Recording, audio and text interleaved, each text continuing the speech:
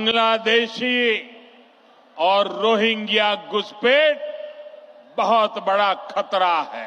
কিন্তু হঠাৎ করে কেন বাংলাদেশিদের উপর ক্ষেপলেন ভারতের এই প্রধানমন্ত্রী, জানাচ্ছেন সহকর্মী শাহাদাত রিফাত। প্রধান উপদেষ্টা ডক্টর মুহাম্মদ ইউনূসের নেতৃত্বে বাংলাদেশে অন্তর্বর্তীকালীন সরকার গঠনের পর থেকে কিছুটা বিপাকে রয়েছে ভারত। কূটনৈতিক সংকটের পাশাপাশি নিরাপত্তা ইস্যুতেও চিন্তিত মোদী সরকার। এ কারণে সীমান্তে অনুপ্রবেশ ঠেকাতে জোর দিয়েছে দেশটি। এরই মধ্যে বাংলাদেশিদের অবৈধ অনুপ্রবেশ নিয়ে ঝাড়খণ্ড প্রদেশের ক্ষমতাসীন ঝাড়খণ্ড মুক্তি মোর্চা নেতৃত্বাধীন সরকারের বিরুদ্ধে ক্ষোভও জেড়েছেন ভারতের প্রধানমন্ত্রী নরেন্দ্র মোদী।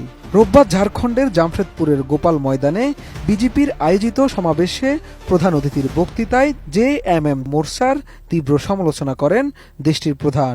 ভারতের পূর্বাঞ্চলীয় ওই রাজ্যের জনসংখ্যা বাংলাদেশে অনুপ্রবেশকারীরা বাড়িয়ে তুলেছে বলেও মন্তব্য করেন নরেন্দ্র মোদী। বলেন, ভোট ব্যাংকের রাজনীতির জন্য বাংলাদেশি ও রোহিঙ্গা অনুপ্রবেশে সমর্থন দিয়ে আসছে জেএমএম জোট।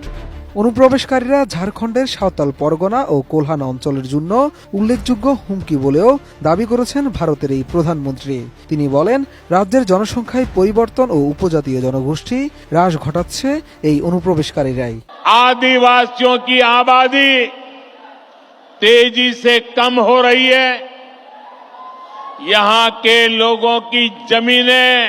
বিজেপির পরিবর্তন মহারেলিতে ভাষণ দেওয়ার সময় মোদী আরও বলেন, বাংলাদেশি ও রোহিঙ্গা অনুপ্রবেশকারীরা পঞ্চায়েতগুলোতে অবস্থান নিচ্ছে, জমি দখল করছে এবং নৃশংসতায় লিপ্ত হচ্ছে, যার কারণে ঝাড়খণ্ডের প্রত্যেক বাসিন্দাই অনিরাপদ বোধ করছেন।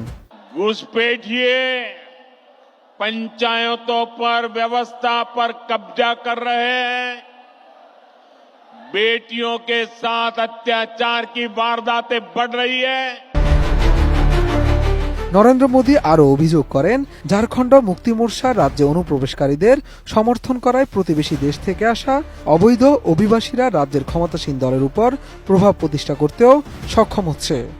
कि जेएमएम के लोग बांग्लादेशी और रोहिंग्या घुसपैठियों के साथ खड़े हैं। और आप जानते हैं, इस देश की सबसे बेईमान और महाभ्रष्ट पार्टी एक ही है, कांग्रेस पार्टी।